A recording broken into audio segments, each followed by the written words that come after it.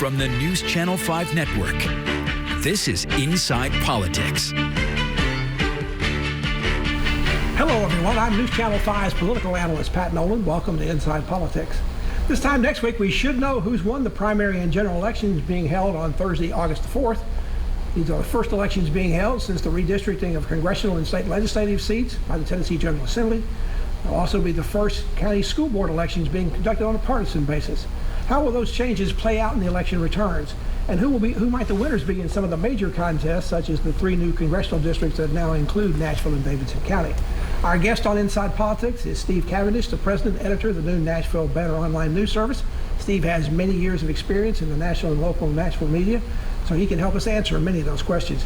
Steve, welcome back to the program. Pat, good to be here. It's particularly nice to have you here since you actually wound up being in the middle of a national news story with a shooting incident, down in the Dallas airport. Yeah, I was flying out of Dallas on Monday, and somebody came into the airport and decided to start shooting. I don't recommend the experience. It's one thing to cover a story like that. It's nothing to be in the middle of one of them. You obviously got to safety, but as you were sitting there and hunkering down, did you really understand that we're now in a country with the gun violence we have it here, that nobody's safe anywhere, anytime? That's the thing you never know is we ultimately were never in any danger, but when somebody goes running by you yelling shooter, shooter, shooter, and 30 people go running up the concourse, you have no idea of if you're in imminent danger or not. Your adrenaline gets flowing, and it's a wild situation to be in. Well, let's go back to the election and talk about sort of an unsettled, uncertain situation. The Davidson County Registrar said that 80% of the voters in Davidson County have new voting places to go to. That hasn't been a problem during the early voting, but all this has been changed because of the redistricting after the 2020 census. Even with half or more of those voters voting early, which is they usually do, are we likely to see confusion at the polls in some places? There's going to be some people that go to the polling place that's been their polling place for the last 10 years, undoubtedly, and end up at the wrong place. There's sort of 2 things you can do. One is you can go to, you can search Find My Polling Place online, and there are a number of different sites that will kind of point you to the right place. But if you go to Nashville.gov, they have a link on the very top that says Find 2022 Election Information. And there's a link in there that will let you go, will punch in your home address, it'll tell you exactly where to go. August 4th is also perhaps the longest ballot in Nashville history. We've got all the county elections that were up in May, along with the judges. They're up now for their general election. We've got a lot of judge retention votes on the state level and Supreme Court, appellate courts. There's also the primaries for Congress, for the State House, State Senate. And then Metro has 4 different charter amendments, and there's also the only statewide race, the governor's race, is up there, the primaries in both of those. People need to prepare, maybe bring notes, because there's a lot of stuff to vote on, and you don't probably have time to read those charter amendments. They can be pretty lengthy. Yeah, there's a ton of stuff on the ballot. You should prepare ahead of time if you haven't.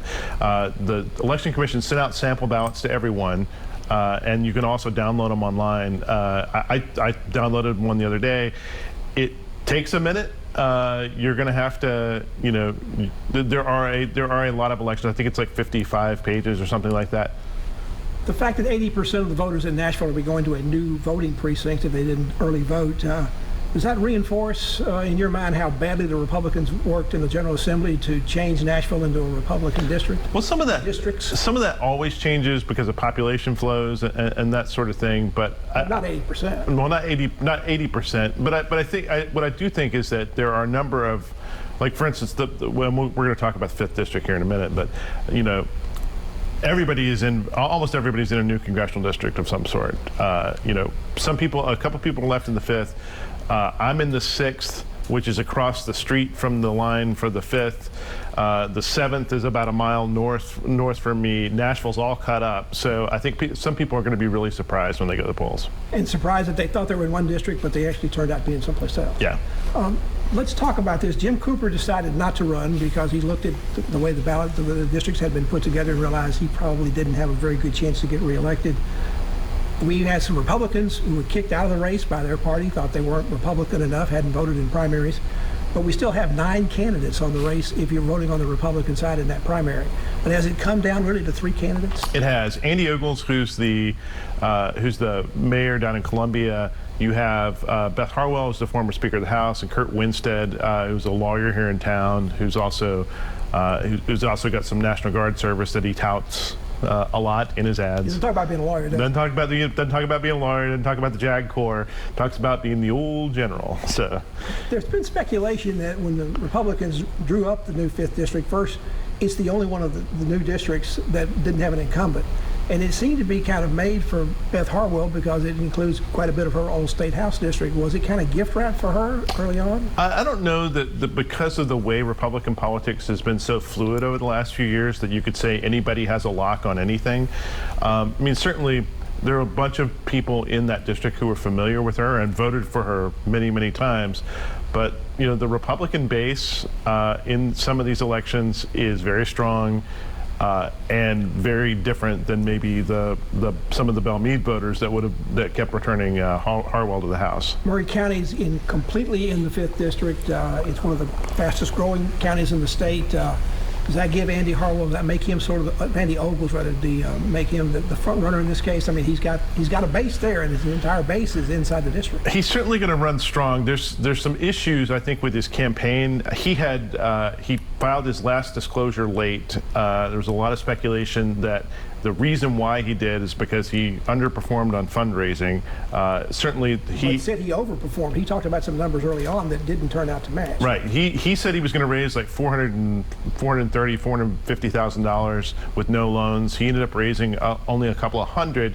But the speculation is, and I think it's valid, is that there's been so much outside money. So many of these super PAC groups that have been in this race, and if you've watched television for the last few weeks, you've undoubtedly seen some of these ads. You may see some of these ads in, here on a commercial break here.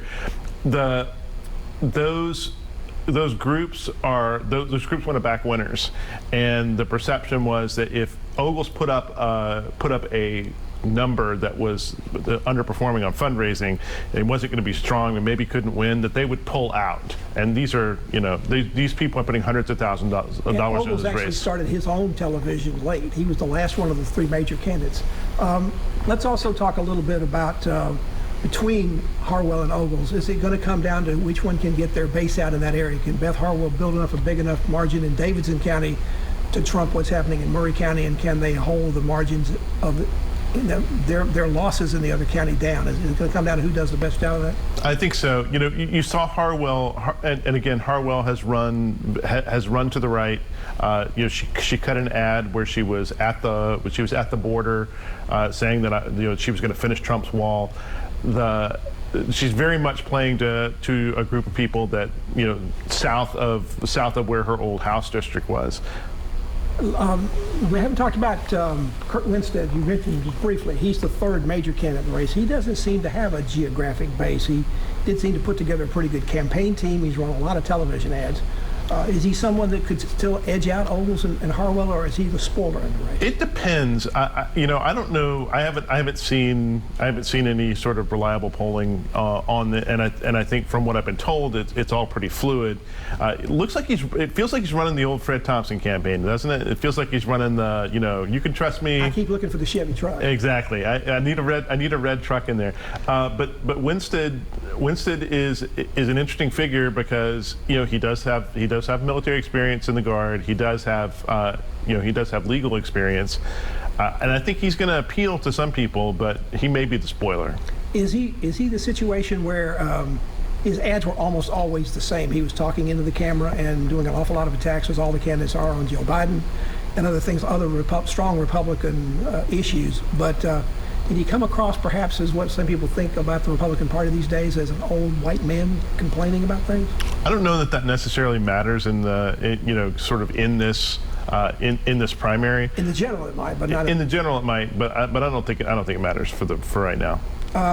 There's so much uncertainty early on. Is that one of the reasons we saw so late the television started? Because we got almost within a couple of weeks of early voting and only like 1 or 2 candidates on the air. Well, if these lines had been drawn a year ago, I think you would have seen a lot more fundraising, and I think you would have seen a lot more early money into it as people declared early for it. But because the lines came out so late, there was so much sort of flux. You remember the whole Morgan Ortega stuff. this was not a big run up, and so everybody started fundraising late and started their ads late. Steve Cavendish of the Nashville Banner is our guest on Inside Politics. We're talking about the election coming up on Thursday, particularly the 5th district race so far. Back to talk more about the election after this break.